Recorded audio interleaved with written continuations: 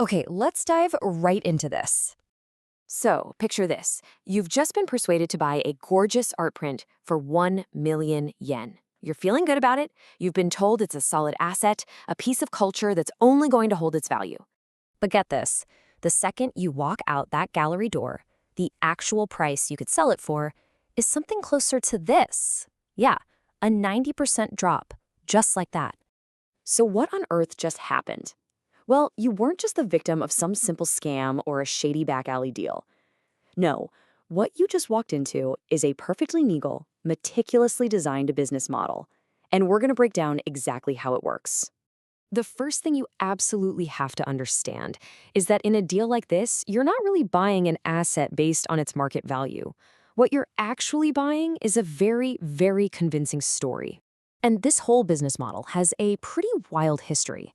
It actually started with a good intention, Back in the US with artists like Andy Warhol, who wanted to make art more accessible for everyone. But when that model got to Japan during the bubble economy of the 80s, it morphed into something totally different. Selling pretty decorative items that are just dressed up to look like serious investments. And this is where you can really see that huge gap between the sales pitch and the cold, hard truth. They'll use these powerful, exciting words like investment, rare, famous artist. But the problem is, all of those claims are built on a foundation of, nothing you can actually check for yourself in an open public market. This whole system is laser-focused on a very specific kind of person. We're often talking about people between 50 and 70, folks who are rightly concerned about their financial future, but are maybe a little intimidated by the stock market.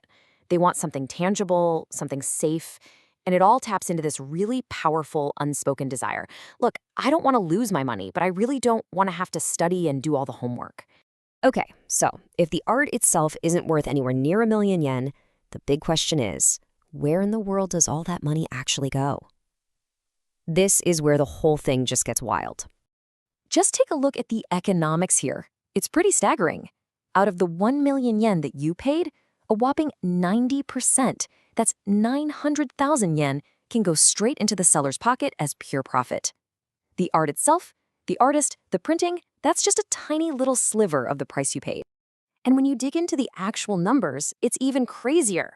The total cost to make, frame, and license that 1 million yen piece, often it's less than 100,000 yen.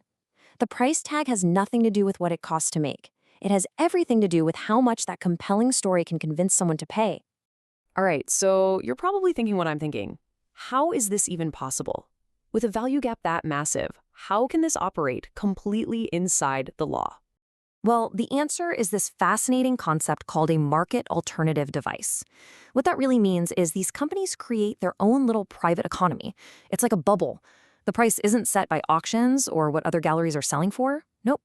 The price is set right there on the sales floor in a closed loop that's totally sealed off from the real world. So how do they get away with it? It is a masterclass in playing in the legal gray areas. First, they're super careful with their words, avoiding things like investment that would trigger financial laws.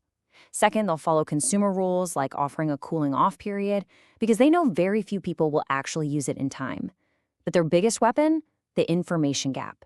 They know everything about the real costs and value, and the buyer? Well, the buyer only knows the story. And for the buyer, this is so often the heartbreaking result. You're left with this incredibly expensive object that's just stuck. You can't sell it for what you paid, you can't just throw it away, and honestly, you're probably too embarrassed to even talk about it. Okay, so let's get to the most important part of all of this. How do you protect yourself? How can you see through a system like this, one that relies on a really, really good story?